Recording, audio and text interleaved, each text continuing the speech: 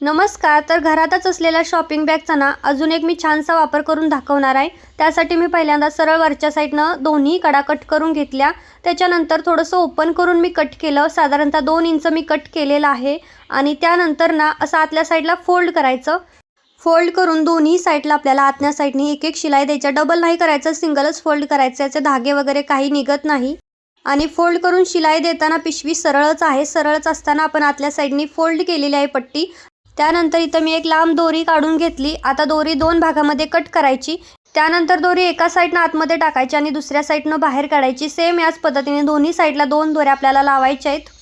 अगदी 5च मिनिटामध्ये आपली इथं ना चप्पलसाठी पिशवी तयार होईल. जी आपण बाहेरगावी वगैरे जाताना ना आपल्या चपला आपण अशा पिशवीमध्ये पॅक करून आपल्या बॅगमध्ये ठेवून नेऊ शकतो. आणि घरामध्ये सुद्धा जरी ठेवल्या ना तरी सुद्धा धूळ वगैरे लागणार नाही. तर कसा वाटला तुम्हाला हा जुगाड नक्कीच कमेंट करून सांगा. आवडल्यास लाईक करा. चलो बाय.